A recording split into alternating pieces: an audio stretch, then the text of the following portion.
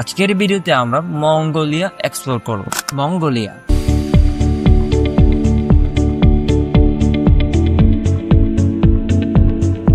বিশাল তৃণভূমি, নীল আকাশ, বরফে ঢাকা পাহাড় এবং মরুভূমির মিশেলে গঠিত এই দেশটি একদিকে যেমন প্রাকৃতিক সৌন্দর্যে অনন্য, অন্যদিকে ইতিহাস ও সংস্কৃতিতেও সমৃদ্ধ। মঙ্গোলিয়াকে বলা হয় চিরন্তন নীল আকাশের দেশ, কারণ বছরের অধিকাংশ দিনই এখানকার আকাশ থাকে নির্মল ও রৌদ্রোজ্জ্বল। মঙ্গোলিয়া একটি স্থলবিশিষ্ট দেশ। এর উত্তরে রাশিয়া এবং দক্ষিণে চীন অবস্থিত। রাজধানীর নাম উলানবাটর। দেশের মোট আয়তন বাংলাদেশের প্রায় 11 গুণ, কিন্তু জনসংখ্যা তুলনামূলকভাবে খুবই কম। বিশাল তৃণভূমি, গভীর মরুভূমি, তুষারাচ্ছন্ন পাহাড় এবং নানাবিধ বন্যপ্রাণী মিলে মঙ্গোলিয়াকে করেছে প্রকৃতির এক অদ্ভুত আশ্চর্য ভূমি। মঙ্গোলিয়ার ইতিহাস চিরস্মরণীয় চেঙ্গিস খান এর নামের সঙ্গে জড়িত। ত্রয়োদশ শতকে তিনি একত্র করেছিলেন মঙ্গল গোত্রগুলোকে এবং প্রতিষ্ঠা করেছিলেন পৃথিবীর অন্যতম বৃহৎ সাম্রাজ্য। তার শাসনকালে মঙ্গল জাতি বিশ্ব